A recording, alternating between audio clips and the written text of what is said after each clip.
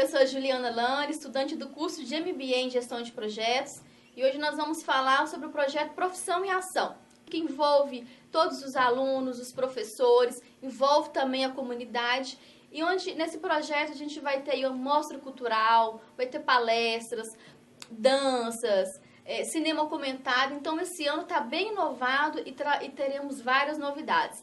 E hoje nós estamos aqui recebendo a psicóloga Mônica Combato, que também é professora da instituição. Muito bem-vinda, professora.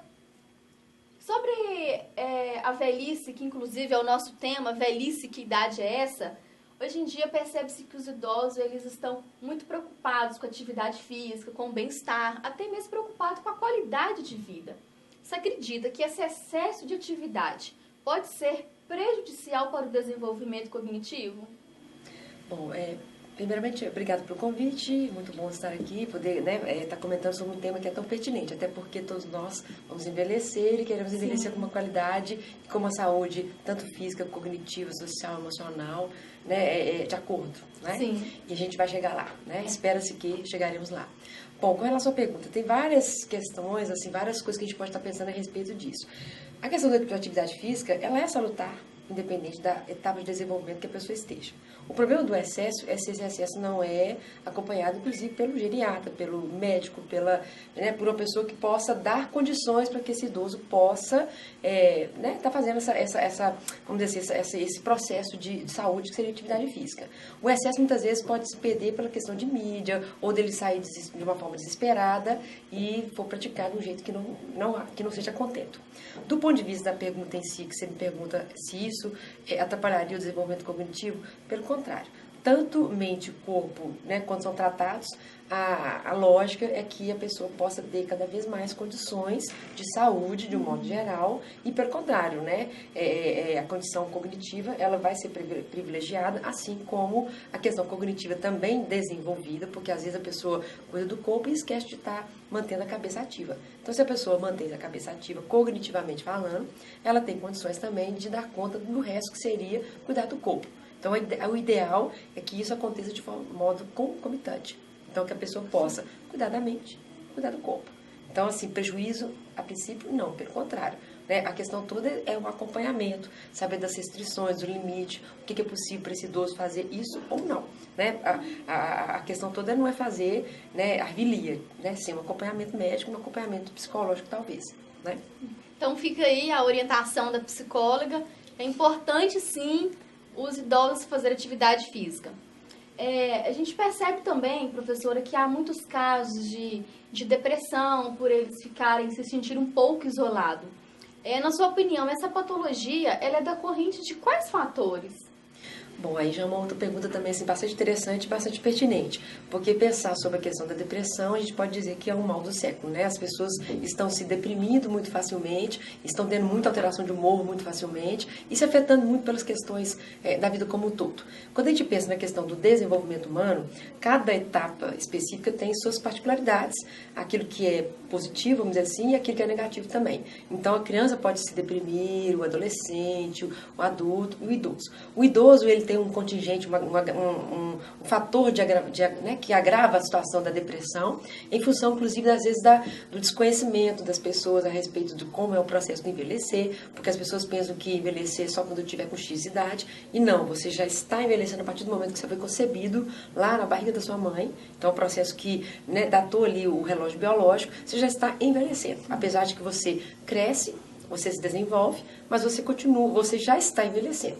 Então, quando chega especificamente na etapa velhice, idoso, terceira idade, a pessoa ela tem um contingente de que é associado muitas vezes a você não presta mais, você está aposentando do ser, e na verdade você não está aposentando de nada, Você pode estar aposentando do trabalho, você não está aposentando de ser uma pessoa viva, saudável e que tem possibilidade de chegar, vamos dizer assim, no fim da vida de um jeito bom, com qualidade de vida. Então, a depressão muitas vezes é associada não só pelas questões da particularidade da vida da pessoa, que isso é um fator, mas com a questão da repercussão ou mesmo da representatividade do que seria a velhice socialmente falando. Apesar de que hoje, por exemplo, o próprio Brasil, hoje a população está cada vez mais envelhecendo, então o que muda, inclusive, toda a perspectiva histórica, econômica, política de um país, mas ainda assim, é como se tivesse um preconceito com relação ao idoso. Então agora você é inútil, você não é mais economicamente ativo, então você não presta para mais nada.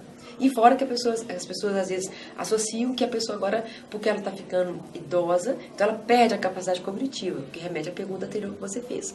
Pelo contrário, tem pessoas que são extremamente capacitadas, o que muitas vezes decresce é a questão do corpo, né? O corpo vai ter um contingente aí de envelhecimento, sim, mas a mente, a capacidade do ser humano, não. Mas a pessoa pode se abater, sim, em função do que acontece com ela, sua história de vida particular e estes preconceitos, essa falta de entendimento das pessoas.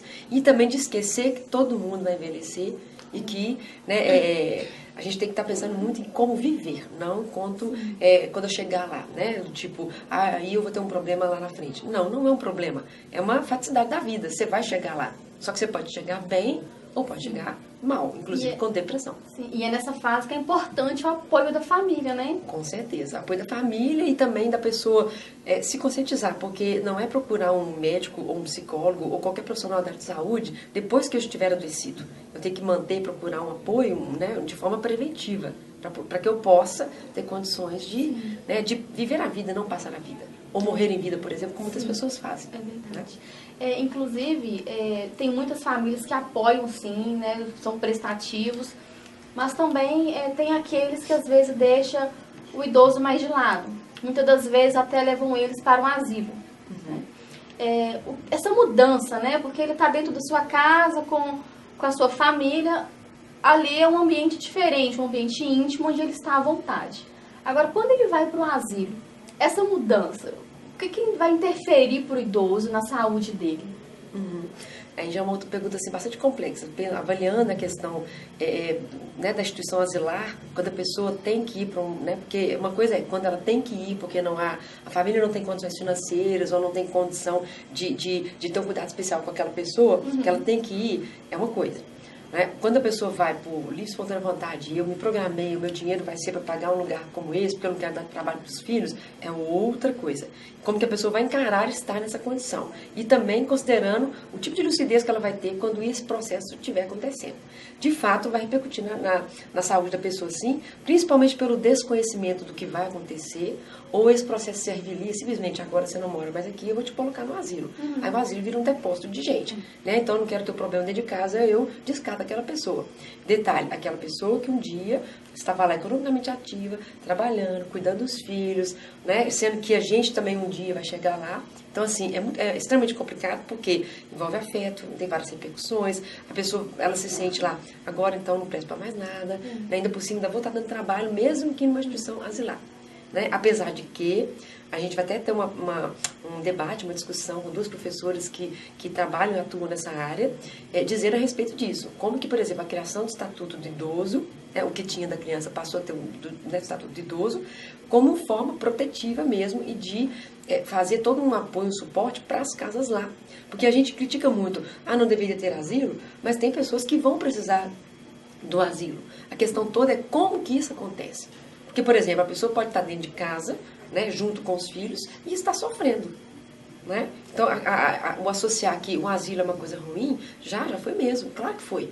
Só que a tentativa hoje nossa é de um estado de alerta muito grande, de pensar que é necessário que isso seja positivo, sim, porque senão, imagina, né? Para onde que vai acontecer? Quem que vai estar cuidando se a família não tem condições ou não é possível? Tem que ser um lugar decente, que vá trazer um lugar de conforto, um lugar de cuidado, um lugar que, claro que não é a casa em si, mas chama de casa lá, porque tem que remontar ali um lugar de segurança, de apoio e, no mínimo, harmonioso para que essa pessoa possa viver o processo de envelhecimento dela e dar continuidade à vida que continua, porque a vida não cessou. Né?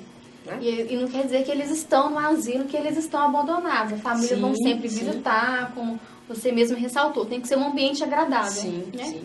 Às vezes o idoso ele chega na certa idade que ele fala, ele já fica reprimido, já começa a ficar mais retraído e ele realmente se sente inútil.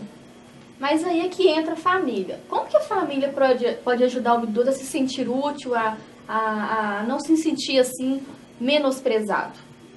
E aí já, você vê, as questões todas são bastante polêmicas, porque se for para pensar que uma pessoa ela é útil enquanto ela está trabalhando, quando ela é jovem, então ela envelheceu, ela se torna inútil por causa disso. Claro que não é assim que a gente tem que estar pensando. A gente tem que pensar que, pela própria mudança desenvolvimentista, do que a pessoa agora, com as capacidades e habilidades que ela tem, porque ela continua tendo, mas agora, às vezes, com certas restrições, com certas limitações, a produtividade dela não se perde, ela não vai se tornar inútil. Mas é claro que vai se diferenciar qualitativamente e quantitativamente o que ela pode, inclusive, fazer. Se do mesmo jeito que com uma criança ela começa a adquirir uma independência, quando ela, por exemplo, consegue escovar os dentes dela sozinha, você, né, a tendência, às vezes, que acontece com o idoso, é a própria pessoa, o cuidador, chegar lá e falar, não, já vou pegar aqui, vou tirar isso de você e você não vai escovar os dentes sozinho mais, porque você não tem condições. Espera aí, não tem condições? Como assim não tem condições? Às vezes a pessoa pode até não conseguir fazer tudo, mas você vai lá e retira dela aquilo que autonomamente ela consegue fazer ainda. Então é muito mais de como, de novo, como que as coisas se dão, como que as coisas acontecem, do que necessariamente a pessoa ser ou não ser inútil. Essa é uma discussão que ela já é muito depreciativa e já coloca a pessoa como não produtiva, sem avaliar e se considerar.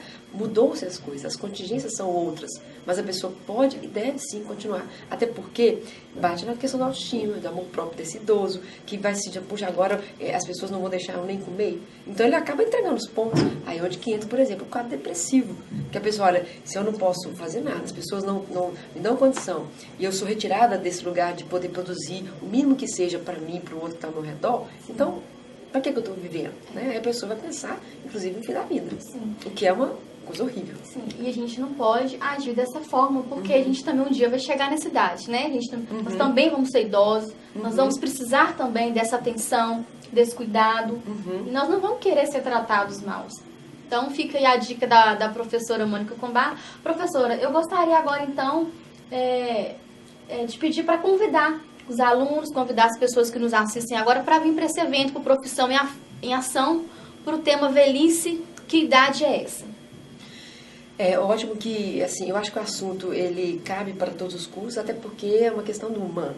A gente fala de profissões, né, do que as pessoas fazem e estudam, e falando aí da etapa de desenvolvimento, que é a velhice, que velhice é essa? Que idade é essa tão, assim, associada muitas vezes ao fim da vida? A faticidade, o fim da vida, ela existe, mas o envelhecer e o estar idoso significa que a pessoa está viva. E enquanto há vida, há o que ser discutido. Então, por exemplo, na hora que a gente for ver lá, mostra cultural, um cinema comentado, um debate, é para discutir, inclusive, a relevância do tema, que muitas vezes não é tratado, às vezes é tratado de um modo muito comercial. Por exemplo, ótimo, já que a população está envelhecendo, vamos fazer então pacotes de turismo, pegar o dinheiro dos idosos para poder promover isso. Não. Né? Pelo amor de Deus, na verdade a pessoa vai fazer um pacote de turismo sim, porque ela trabalhou a vida inteira, ela tem que usufruir, ela pode fazer isso, não porque ela é idosa, é porque ela é uma pessoa como outra qualquer que vai querer ter um momento de lazer. Sim. Então, na verdade, o tema é muito pertinente por isso. Né? Mas isso aí é um assunto para o psicólogo. Não, isso é um assunto de todo mundo, porque é do humano. Então, quando a gente pensa lá, como que é conviver com uma pessoa idosa? Por exemplo, às vezes as pessoas não têm paciência de conversar com o idoso porque ele tem muita experiência e ele quer compartilhar. Do mesmo jeito que um jovem também quer compartilhar. Por que o idoso não tem esse espaço de escuta e de acolhida? Sendo que ele tem muito a contribuir para todos nós. Então, é repensar, né? Acho que o evento está sendo muito pertinente, porque se for para pensar que é um assunto que cabe a todos nós, e pensar que profissionalmente, direto ou indiretamente, todo mundo atua, né, para, inclusive, ter uma velhice, né, enquanto uma idade, né, longínqua a princípio, não enquanto processo de envelhecer, mas uma idade longínqua, como é que vai ser quando eu chegar lá? Né? Porque agora eu estou jovem, mas se eu já mudo a perspectiva de entender este idoso, ou até de trabalhar com ele, até de vê-lo de um modo diferente, socialmente falando, politicamente, economicamente, para um futuro, isso vai, né, ser modificado. A perspectiva, eu acho que, principal do evento, para que vocês possam comparecer, de tudo que ele vai estar oferecendo, é de entender qual é a perspectiva social subjacente a tudo isso que vai ser discutido, que mostra uma postura ética, crítica nossa, de ter que saber com isso, que é um processo de cada um de nós. Então, eu acho que a gente pode, né, realmente fazer essa chamada para que todos possam comparecer, a comunidade, porque é muito pertinente e a gente tem que estar pensando que isso diz respeito a nós. Né? Então fica aí o convite da professora Mônica. O evento acontecerá no dia 13/9, estão todos convidados. Participem conosco.